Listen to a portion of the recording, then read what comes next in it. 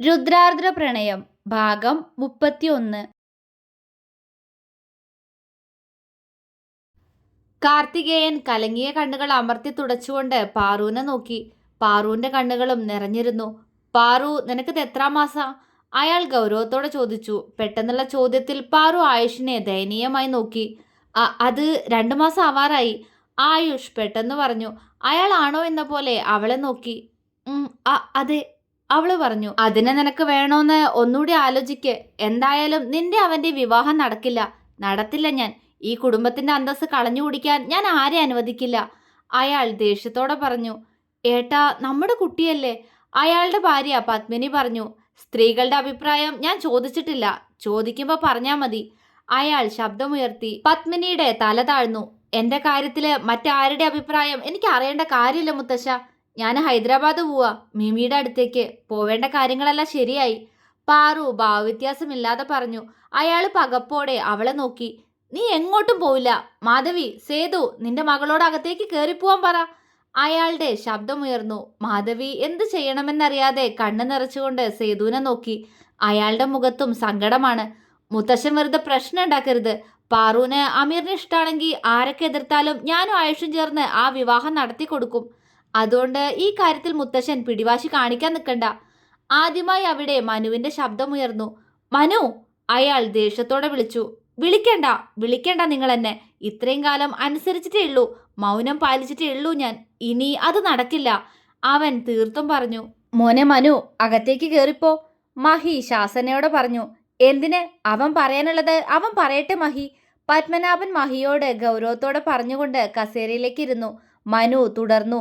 പാറുവിന്റെ വാക്കും കേട്ട് എൻ്റെ അനിയത്തിയെ മുത്തശ്ശൻ വിഷമിപ്പിക്കുന്നത് കണ്ടിട്ടും ഒന്നും മിണ്ടാതിരുന്നത് വഴക്കിട്ട് ശീലമില്ലാത്തോണ്ടായിരുന്നു. പക്ഷെ അപ്പോഴും ഞാൻ എൻ്റെ അനിയത്തിക്കൊപ്പം ഉണ്ടായിരുന്നു. എപ്പോഴോ ആ പഴയ കുറുമ്പിയായ ആരു മാറിപ്പോയി. അതിന് ഒരു പരിധിവരെ നിങ്ങളും കാരണക്കാരനാണെന്നാ എൻ്റെ വിശ്വാസം. എൻ്റെ കുട്ടി അവളുടെ ഇഷ്ടം പോലെ പഠിച്ച് ഒരു ജോലി വാങ്ങിച്ചപ്പോഴും ആ ജോലിയോട് നിങ്ങൾക്ക് പുച്ഛായിരുന്നു. പക്ഷെ അവളുടെ ഇഷ്ടം അതായിരുന്നു. നിങ്ങൾക്ക് ഡോക്ടേഴ്സുള്ള വീട്ടിലെ ഒരു നേഴ്സ് കുറച്ചിലായി തോന്നി. എൻ്റെ അനിയത്തി കുറച്ചു നാളായി അവളുടെ മാറ്റം എന്ന് വെച്ചാൽ ഇത്രത്തോളം അവൾ തളർന്നു കാണുന്നത് ഇപ്പോഴാ. ഇവിടെ ആർക്കും അത് മനസ്സിലായിട്ടില്ലെങ്കിലും അവളുടെ ഏട്ടനായി എനിക്കത് മനസ്സിലാവും. ആദ്യം ഗൗരവത്തോടെയും അവസാനമായപ്പോഴേക്കും ഇടർച്ചയോടെയും അവൻ പറഞ്ഞു നിർത്തി. ആയുഷിന്റെ മുഖം മങ്ങി. ഇന്ന് ഞാൻ അവളോട് അതിന്റെ കാരണം ചോദിച്ചു. പക്ഷെ എൻ്റെ അനിയത്തി അവൾ എന്നോട് പറഞ്ഞത് അവളെ വെറുക്കരുതെന്നാ. അതിനും വേണ്ടി എന്ത് തെറ്റെൻ്റെ കുട്ടി? അത്രയും പറഞ്ഞപ്പോഴേക്കും അവന്റെ സ്വരമിടറി, കണ്ണുകൾ നിറഞ്ഞു. ആയുഷ് അവനെ സംശയത്തോടെ നോക്കി. വെറുക്കേ? അവളെ എന്തിന്? അവൻ ചോദിച്ചു. അറിയില്ല, പക്ഷേ ഒന്നെനിക്കിപ്പോ ഉറപ്പാ ആയുഷ്, നീ പറഞ്ഞതുപോലെ എൻ്റെ അനിയത്തിക്ക് നിന്നെ ഇഷ്ടാ. ഒരു പക്ഷേ അവളിന്ന് ഇങ്ങനെ തകർന്നിരിക്കുന്നതും നിങ്ങളുടെ വിവാഹമാണെന്ന് കേട്ടതുകൊണ്ടാ, മനു പറഞ്ഞു. ഏയ് ഇല്ല മനു, ആദ്യം ഒരിക്കലും അത് വിശ്വസിക്കില്ല. അവൾക്കറിയാ ഞാൻ അവളെ പ്രണയിക്കുന്നുണ്ടെന്ന്. പിന്നെന്തിന് അവൾ ടെൻഷൻ ആവണം? ആ ആലോചനയുടെ സംസാരം അന്നേ നിർത്തിയതല്ലേ. എനിക്കൊരു വിവാഹം ഉണ്ടെങ്കിൽ അതെൻ്റെ ആദിക്കൊപ്പം മാത്രമായിരിക്കും, ആയുഷ് ഉറച്ച സ്വരത്തിൽ പറഞ്ഞു. കാരണം പരസ്പരം മനസ്സ് തുറന്നവരല്ലേ ഞങ്ങൾ, അവൻ പുഞ്ചിരിയോടെ ഓർത്തു. മനു അവനെ പുരികം ചുളിച്ചു നോക്കി. പിന്നെന്താ, ഞാൻ കുറച്ചു മുന്നേ അവളോട് നിനക്ക് ആയുഷിന് ഇഷ്ടമാണോന്ന് ചോദിച്ചപ്പോൾ അവൾ അല്ലാന്ന് പറഞ്ഞ്. മാത്രല്ല അവളുടെ കണ്ണുകൾ നിറഞ്ഞായിരുന്നു, മനു സംശയത്തോടെ പറഞ്ഞു. ആയുഷിന്റെ നെഞ്ചിടിപ്പ് ഉയർന്നു. എന്താ, എൻ്റെ ആദി കരഞ്ഞുന്നോ? എന്തിന്? അവൻ ആകുലതയോടെ മനസ്സിലോർത്തു. ആദി എവിടെ? എനിക്ക് അവളെ കാണണം, അവൻ വെപ്രാളത്തോടെ പറഞ്ഞു. എന്തു പറ്റി ആയുഷ്? ദാസ് ചോദിച്ചു. അച്ഛാ, ആദി എവിടെ? അമ്മായി, എൻ്റെ ആദി എവിടെ? അവൻ സാവിത്രിയോട് ചോദിച്ചു. മോള് റൂമിലുണ്ട് ആയുഷ്, മനു ആണ് പറഞ്ഞത്. അടുത്ത നിമിഷം ആയുഷ് അവളുടെ റൂമിലേക്ക് പാഞ്ഞു. എന്തിനോ അവന്റെ നെഞ്ച് ശക്തമായി മിടിച്ചുകൊണ്ടിരുന്നു. അവന്റെ ഓട്ടം കണ്ട് മറ്റുള്ളവരും അവന് പിറകെ ഓടി. പക്ഷെ തുറന്നു കിടക്കുന്ന ആദിയുടെ വാതിലിനു മുന്നിൽ ആയുഷ് പകപ്പോടെ നിന്നു. ആദി, അവൻ അവളെ വിളിച്ചുകൊണ്ട് അവളുടെ റൂമിലേക്ക് കയറി. ഇല്ല, ഇവിടെ ആരുമില്ല. ആയുഷിന്റെ കണ്ണുകൾ നിറഞ്ഞു. അപ്പോഴേക്കും മനുവും മറ്റുള്ളവരും അങ്ങോട്ടേക്ക് എത്തിയിരുന്നു. മനു, എവിടെടാ എൻ്റെ ആദി? എവിടെന്ന്? ആയുഷ് അലറി. ഒരു നിമിഷം എല്ലാവരും പകച്ചുപോയിരുന്നു. മോളിവിടെ കാണൂ ആയുഷ്, ഞാൻ നോക്കിയിട്ട് വരാം. മനു പേടിയോടെ ചുറ്റും അവൾക്കായി പരതി. കാർത്തികേയനും ഞെട്ടിപ്പോയിരുന്നു. ആരു? എല്ലാവരും അവളെ അന്വേഷിച്ച് ആ തറവാടിന് ചുറ്റും നടന്നു. പാറുവിന്റെ കണ്ണുകൾ അപ്പോഴേക്കും നിറഞ്ഞൊഴുകാൻ തുടങ്ങിയിരുന്നു. അടുക്കളവാതിൽ തുറന്നു കിടക്കുന്നത് കണ്ട് മനുവിന്റെ ശരീരം വിറച്ചുപോയി. ആകെ തളരുന്നു ദേഹം. തളർച്ചയോടെ അവൻ തിരികെ അവളുടെ റൂമിലേക്ക് തന്നെ നടന്നു. ആദി, ആദി! ആയുഷ് അവളുടെ പേര് വിളിച്ചു പുലമ്പി. ആദി, എവിടെ മോളെ നീ? ആയുഷ് കലങ്ങിയ കണ്ണുകളോട് ചോദിച്ചുകൊണ്ട് ഷർട്ടിൽ കണ്ണുകൾ തുടച്ചു. അറിയാതെ അവന്റെ കണ്ണുകൾ ടേബിളിലേക്ക് പോയി. കണ്ണുകളൊന്ന് ചുരുങ്ങി, കാലുകൾ അങ്ങോട്ട് ചലിച്ചു. അത് ഒരു കത്താണെന്ന് അവൻ ഒറ്റ നോട്ടത്തിൽ മനസ്സിലായി. ഹൃദയം പൊട്ടുന്നതുപോലെ വേദനിക്കുന്നു. അവൻ ആ പേപ്പർ കയ്യിലെടുത്തു. അപ്പോഴേക്കും മനുവും മറ്റുള്ളവരും വീണ്ടും അങ്ങോട്ടെത്തിയിരുന്നു. ആയുഷ്, അവിടെ എങ്ങും ആരുമില്ല, മനു കണ്ണു നിറച്ചുകൊണ്ട് പറഞ്ഞു. പക്ഷെ അതൊന്നും ആയുഷ് കേൾക്കുന്നില്ലായിരുന്നു. അവൾ എഴുതിയ വാചകങ്ങളിലൂടെ അവന്റെ കണ്ണുകൾ പാഞ്ഞു. കയ്യിലിരിക്കുന്ന പേപ്പർ വിറയ്ക്കുന്നു. അവന്റെ കണ്ണുകൾ നിറഞ്ഞൊഴുകി. എല്ലാം വായിച്ചു പൂർത്തിയാക്കിയതും അവൻ ആ പേപ്പറിലേക്ക് മുഖം പൂഴ്ത്തി പൊട്ടിക്കരഞ്ഞു. ആദി! അവൻ അലറി. എന്താ എന്താ ആയുഷ്? മനു വിറയലോടെ ചോദിച്ചു. ആയുഷ് ആ പേപ്പർ എടുത്ത് അവന് നേരെ നീട്ടി. മനു പെട്ടെന്നത് കൈകളിലേക്ക് വാങ്ങി. പാറു മനു അത് വായിക്കാൻ തുടങ്ങിയതും ആയുഷ് ബെഡിൽ തലതാഴ്ത്തിയിരുന്ന് കരയാൻ തുടങ്ങി.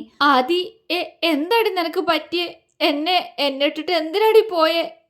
ഞാൻ എന്ത് തെറ്റാ ചെയ്താദി? അവൻ ഓരോന്ന് പദം പറഞ്ഞ് കരയാൻ തുടങ്ങി. അവന്റെ ഇങ്ങനൊരു മുഖം എല്ലാവരും ആദ്യമായിട്ട് കാണുകയായിരുന്നു. എല്ലാം വായിച്ചു കഴിഞ്ഞതും പാറു മനു ഞെട്ടലോടെ മുഖമുയർത്തി നോക്കി. രണ്ടാളുടെയും ഉള്ളം വിറച്ചു. കണ്ണുകൾ പെയ്തു തുടങ്ങി. ആരു, എന്റെ കുട്ടി! മനു വേദനയോടെ വിളിച്ചു. എന്റെ മോൾ എവിടെ മനു? സാവിത്രി കരഞ്ഞുകൊണ്ട് ചോദിച്ചു. അവള് പോയി. അവൻ കരഞ്ഞുകൊണ്ട് ചുമരിലേക്ക് ചാരി. സാവിത്രി തറഞ്ഞു നിന്നു. കാർത്തികേയൻ പെട്ടെന്ന് മനുവിന്റെ കയ്യിൽ നിന്നും ആ പേപ്പർ വലിച്ചെടുത്ത് അത് വായിക്കാൻ തുടങ്ങി. എല്ലാം വായിച്ചു കഴിഞ്ഞതും അയാളുടെ മുഖം ദേഷ്യം കൊണ്ട് വലിഞ്ഞു മുറുകിയിരുന്നു. ഓഹോ, അപ്പോ അവള് പോയല്ലേ? അയാൾ ദേഷ്യത്തോടെ പറഞ്ഞു. മനു അയാളുടെ മുഖത്തേക്ക് നോക്കി. ആർദ്രയോടുള്ള വെറുപ്പ് നിറഞ്ഞ കണ്ണുകൾ. പക്ഷേ എന്തിന്? മനു അയാളെ ഉറ്റുനോക്കി. ഇവനല്ലേ കുറച്ചു മുന്നേ പറഞ്ഞ് ഇവനും ആരും തമ്മിൽ പ്രണയത്തിലാണെന്ന്? അയാൾ പുച്ഛത്തോടെ ചോദിച്ചു. പാറു പെട്ടെന്ന് വന്ന് ആയുഷിന്റെ അടുത്തിരുന്നു. അവൻ മുഖമുയർത്തി അവളെ നോക്കി. പീലി, എന്റെ ആദി, നീ പ്രഗ്നന്റ് ആണെന്ന് പറഞ്ഞത് നമ്മുടെ കുഞ്ഞാണെന്ന് അങ്ങനെ കരുതിയടി, അവൻ വേദനയോടെ പറഞ്ഞു. ആയുഷേട്ടാ! അവൾ അവനോടൊപ്പം കരഞ്ഞു പോയിരുന്നു.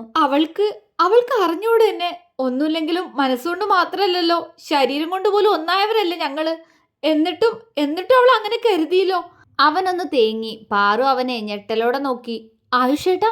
അവൾ അതേ പകപ്പോടെ അവനെ വിളിച്ചു. അവന്റെ തല താണു. എന്താ ആയുഷേട്ട ഇപ്പൊ പറഞ്ഞതിന്റെ അർത്ഥം? അപ്പോ ഏട്ടനും ആരുമായിട്ട്? അവൾ അവന് മാത്രം കേൾക്കാൻ പാകത്തിന് പതിയെ ചോദിച്ചു. അവള് എല്ലാ അർത്ഥത്തിലും എന്റേതാ, അവൻ പറഞ്ഞു. ഇനിയൊന്നും ചോദിക്കാനില്ല. പാറു തളർന്നു പോയിരുന്നു.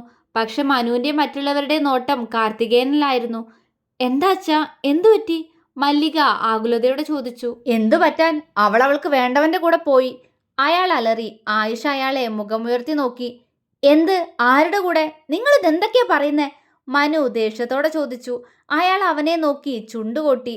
എന്റെ 2 പേരക്കുട്ടികളും ഒരുപോലെ ആയിപ്പോയല്ലോ. അയാൾ പാറുവിനെ നോക്കി മുരണ്ടു. മുത്തശ്ശൻ, കാര്യം പറയൂ. പാറു അയാളുടെ സംസാരം ഇഷ്ടപ്പെടാതെ പറഞ്ഞു. ഇനി എന്താ കൂടുതൽ പറയാൻ? ആർദ്ര തന്നെ എഴുതി വെച്ചിട്ടുണ്ട് അവൾ എങ്ങോട്ടാ പോകുന്നതെന്ന്. അയാളുടെ സ്വരം കനത്തു. ആയുഷ് കണ്ണു തുടച്ച് അയാളെ സൂക്ഷിച്ചു നോക്കി. എന്തെങ്കിലും പറയാനുണ്ടെങ്കിൽ തെളിച്ചു പറയൂ കാർത്തികേയ, അല്ലാതെ ഞങ്ങൾക്ക് എങ്ങനെ മനസ്സിലാവാനാ? പത്മനാഭൻ പറഞ്ഞു. അയാളുടെ സംസാരം കേട്ട് പത്മനാഭന് അത്രത്തോളം ദേഷ്യം തോന്നുന്നുണ്ടായിരുന്നു. എന്തത്ര പറയാൻ ആയുഷ്, നീ മാത്രം അവളെ പ്രണയിച്ച്. പക്ഷെ അവള് പ്രണയിച്ചത് അവനെയാ, ആ ബെന്നിയെ. അവന്റെ കൂടെ പോയി അവള്. അയാൾ പല്ല് കടിച്ചു. ഡോ! ആയുഷ് അലറിക്കൊണ്ട് പാഞ്ഞു ചെന്ന് അയാളുടെ കഴുത്തിൽ കുത്തിപ്പിടിച്ചു. എല്ലാവരും ഒരു നിമിഷം ഭയന്നുപോയി. ആയുഷ്, കൈയെടുക്ക്! എടാ, എടുക്കാൻ! ദാസ് അവന്റെ കൈകൾ പിടിച്ചു മാറ്റാൻ നോക്കിക്കൊണ്ട് പറഞ്ഞു. പക്ഷെ അവന്റെ കൈകൾ ഒന്നുകൂടി അയാളുടെ കഴുത്തിൽ മുറുകുകയാണ് ചെയ്തത്. താൻ കുറെ കാലായി തുടങ്ങിയിട്ട്. കൊല്ലും ഞാൻ. അനാവശ്യം പറയുന്നോ എന്റെ പെണ്ണിനെ കുറിച്ച്? അവൻ അയാളോട് ദേഷ്യത്തോടെ പറഞ്ഞുകൊണ്ട് അയാളിൽ ഒന്നുകൂടി കൈമുറുക്കി. അയാളുടെ കണ്ണുകൾ മേൽപോട്ട് ഉയരുന്നത് എല്ലാവരും പകപ്പോടെ കണ്ടു. അപ്പോഴും മൗനമായി നിൽക്കുകയായിരുന്നു പത്മനാഭൻ. അച്ഛാ, ഒന്ന് പറയച്ചാ അവനോട് വിടാൻ. മല്ലിക പത്മനാഭനോട് കരഞ്ഞോണ്ട് കൈകൂപ്പി. എല്ലാം തകർന്നവരെ പോലെ ഇരിക്കുന്ന സാവിത്രി പക്ഷേ ഒന്നും അറിയുന്നില്ലായിരുന്നു. തന്റെ മകൾ എവിടെയെന്ന ചോദ്യം മാത്രമായിരുന്നു അവരിൽ ആ സമയം. ആയുഷ്! പത്മനാഭൻ ഗൗരവത്തോടെ വിളിച്ചു. ആയുഷ് കാർത്തികേയനെ ദേഷ്യത്തോടെ നോക്കിക്കൊണ്ട് പുറകിലേക്ക് തള്ളി. അയാൾ ചുമച്ചുകൊണ്ട് നിലത്തേക്ക് വീണു. ഏട്ടാ! പത്മിനി കരഞ്ഞുകൊണ്ട് അയാൾക്കടുത്തേക്കിരുന്നു. ഇനി എന്റെ ആദിക്ക് നേരെ തന്നെ നാവ് ഉയർന്ന കൊന്നു തള്ളു ഞാൻ തന്നെ. ആയുഷിന് ഇനി മേലും കീഴും നോക്കാനില്ല. ഭ്രാന്ത് പിടിച്ച് നിൽക്കുക ഞാൻ. അവൻ അയാൾക്ക് നേരെ വിരൽ ചൂണ്ടി പറഞ്ഞുകൊണ്ട് എല്ലാരെയും തട്ടിമാറ്റി ബെഡിൽ പോയിരുന്നു. പാറു പെട്ടെന്ന് അവന്റെ അടുത്തായി വന്നിരുന്ന് അവന്റെ കയ്യിൽ പിടിച്ചു. അവൻ അവളുടെ മുഖത്തേക്ക് ദയനീയമായി നോക്കി. പാറു അവനെ വിഷമത്തോടെ നോക്കുന്നുണ്ട്. അവൾക്ക് ഒന്ന് പൊട്ടിക്കരയാൻ തോന്നി. എല്ലാത്തിനും കാരണം ഞാൻ കൂടിയാ. നെഞ്ചു പിടയുന്നു. എന്തിനോ നിറയുന്ന കുറ്റബോധം. കാർത്തികേയന്റെ ശബ്ദമാണ് അവളെ വീണ്ടും ബോധത്തിലേക്ക് കൊണ്ടുവന്നത്. അയാൾ ചുമച്ച് പതിയെ എഴുന്നേറ്റ് നിന്നു. ഞാൻ പറഞ്ഞതിലൊരു തെറ്റുണ്ടെന്ന് എനിക്ക് തോന്നുന്നില്ല ആയുഷ്. അല്ലെങ്കിൽ നീ തന്നെ പറ, അവൾ അതിൽ എഴുതിയിരിക്കുന്ന ആ ആളാരെന്ന്. അവന്റെ കൂടെ ജീവിക്കാൻ പോന്നൂന്നല്ലേ അവൾ എഴുതിയിരിക്കുന്നേ? തളർന്ന സ്വരമെങ്കിലും വീറോട് അയാൾ ചോദിച്ചു. മറുപടിയില്ല. അതിന് മാത്രം മറുപടിയില്ല. പക്ഷെ ഒന്നറിയാ, അവള് സ്നേഹിച്ചത് എന്നെ മാത്ര. ആയുഷ് അയാളെ നോക്കിക്കൊണ്ട് പറഞ്ഞു. അയാൾ മിണ്ടിയില്ല. മനു, ആയുഷ് വിളിച്ചു. അവൻ എന്താ എന്ന പോലെ അവനെ നോക്കി. അവള് അധിക ദൂരമൊന്നും എത്തിക്കാണില്ല. നീ വാ, നമുക്ക് നോക്കാം. ആയുഷ് കണ്ണു തുടച്ചുകൊണ്ട് പെട്ടെന്ന് പറഞ്ഞു. മനുവിനും അത് ശരിയാണെന്ന് തോന്നി. ആരെയും നോക്കാതെ മനു ആയുഷും പെട്ടെന്ന് പുറത്തേക്ക് നടന്നു. ആയുഷേട്ടാ! പാറുവിന്റെ പേടി നിറഞ്ഞ സ്വരം പെട്ടെന്ന് പുറകിൽ നിന്നും ഉയർന്നു. വാതിൽ കടന്ന് പുറത്തേക്കിറങ്ങിയ ആയുഷ് അവളെ സംശയത്തോടെ തിരിഞ്ഞു നോക്കി. എന്താ പീലി? അവൻ നിറഞ്ഞൊഴുകുന്ന കണ്ണുകളോടെ നിൽക്കുന്നവളോട് അമ്പരപ്പോടെ ചോദിച്ചു. അവള് പെട്ടെന്ന് ബെഡിൽ കിടക്കുന്ന കാർഡെടുത്ത് അതിലേക്കൊന്ന് നോക്കി അത് ആയുഷിന്റെ കൈകളിലേക്ക് വെച്ചു കൊടുത്തു. തളർന്ന ദേഹം അവൾ ചുമരിലേക്ക് ചാരി വെച്ചു. ഇത്തവണ അവൾ പൊട്ടിക്കരഞ്ഞു പോയിരുന്നു. ആയുഷ് അവളുടെ മുഖത്തേക്ക് നോക്കിക്കൊണ്ട് കയ്യിലിരിക്കുന്ന കാർഡിലേക്ക് സംശയത്തോടെ നോക്കി. അവന്റെ കണ്ണുകൾ മിഴിഞ്ഞു. കണ്ണുകൾ പിടച്ചുപോയി. ദേഹമാകെ ഒരു തണുപ്പ് പടർന്നു. പ്രഗ്നൻസി കാർഡിൽ തെളിഞ്ഞു കാണുന്ന 2 വരകൾ. ആദി! അവൻ വിറയലോടെ വിളിച്ചു. മനു സംശയത്തോടെ ആയുഷിന്റെ കൈകളിലേക്ക് നോക്കി. ഇപ്പോൾ എല്ലാവർക്കും അവൾ കത്തിലെഴുതിയ കാര്യത്തിന്റെ സത്യാവസ്ഥ മനസ്സിലായിരുന്നു. ആയുഷ്! മനു അവനെ ഇടർച്ചയോടെ വിളിച്ചു. എല്ലാവരുടെയും നോട്ടം ആയുഷിൽ മാത്രമായിരുന്നു. കാർത്തികേയൻ പോലും ഇങ്ങനൊരു വാർത്ത പ്രതീക്ഷിച്ചിരുന്നില്ല. ആയുഷ്! മനു അവനെ പിടിച്ചൊന്ന് കുലുക്കി. അവൻ കണ്ണു നിറച്ചുകൊണ്ട് മനുവിനെ നോക്കി. എന്റെ കുഞ്ഞ, എന്റെ ആദി, അവള് എന്റെ കുഞ്ഞ്. ആയുഷിന്റെ കണ്ണുകൾ നിറഞ്ഞൊഴുകി. മനുവിന്റെ കൈകൾ ആയുഷിന്റെ കവിളിൽ ഉയർന്നു താഴ്ന്നു പലതവണ. പക്ഷെ അതൊന്നും ആയുഷ് അറിഞ്ഞിരുന്നില്ല. എല്ലാം മറന്ന്, സകലതും മറന്നവൻ കരഞ്ഞു ഉറക്കെ. അത് കാണാൻ കഴിയാതെ പത്മനാഭൻ തളർച്ചയോടെ ഇരുന്നു പോയി. കാർത്തികേയൻ ആയുഷിനെ മിഴിച്ചു നോക്കി. അപ്പോ അവരിത്രത്തോളം അടുത്തിരുന്നോ? ആർക്കും വിശ്വസിക്കാൻ കഴിഞ്ഞില്ല. തുടരും.